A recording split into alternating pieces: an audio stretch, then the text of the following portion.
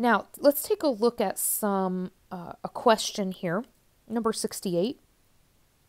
And looking at some tips that I've given you, whenever you're able, go ahead and sketch what you know. You can't always sketch everything, but you can sketch a few things. Number 2, the 3 most important things are going to be the C value and the H and the K value. So make sure that you have found those 3 things. Number 3, determine the concavity. Is it going to be concave up, down, right, or left? And then number 4, choose your equation. These tips don't have to go in order, but they are 4 things that you want to keep in mind.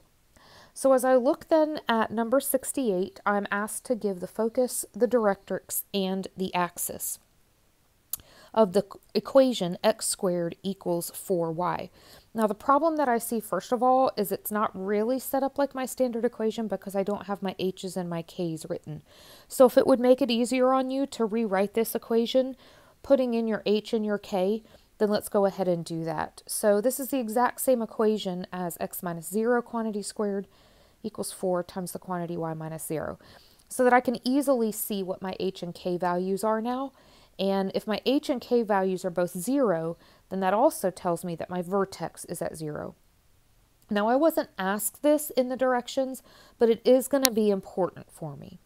The second thing I want to figure out, and by the way, that now gives me my h and my k. The only other thing I need to find is c. But that also tells me then, it helps me to know about my concavity. So when I look at my equation, my x's are squared. So I know it's either going to be an up or a down. And then the second thing I notice is that this value is a positive value. So this tells me that I'm going to have a concave up parabola. Now I'm able to graph a little bit. I can't graph everything, but I can graph a little bit.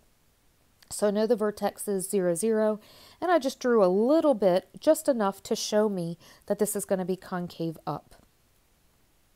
Now, if it's concave up, then that means that the focus has to be up from there and the directrix has to be down from there. So the next thing I need to do before I can figure out my focus and my directrix is to figure out what is my C value. So I'm going to take what I have here, this 4, and I'm going to set up a little equation. Now this one's a really easy one, but you'll notice that in the next one, number 72, it's not going to be as easy. So let's learn how to set up an equation and solve, and then we can do it on the hard ones, not just the easy ones. So 4c is in my standard equation, and that's going to equal the number 4. In the next equation, I'll say something like 4c is equal to negative 1 over 32, so that I can find out what my c value is. Solve, and obviously I get a c value of 1.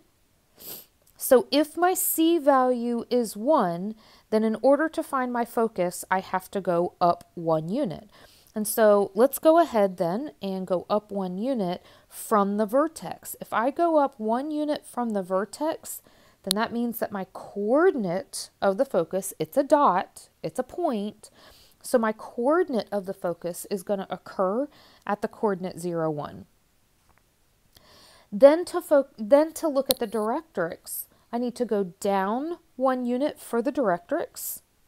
So if I go down 1 unit for the directrix, so this is going to be below that vertex, then what I need to do is, I know that that's going to be at negative 1, but remember the directrix is a line, it's not a point, so you need to give the equation of a line. So my directrix is going to occur at y equals negative 1. And then the last thing I need to pay attention to is my axis of symmetry. My axis of symmetry always cuts my parabola exactly in half, so that's going to be a vertical line. A vertical line is going to be x equals, and I remember it's the h value of my vertex, so in this case it's going to be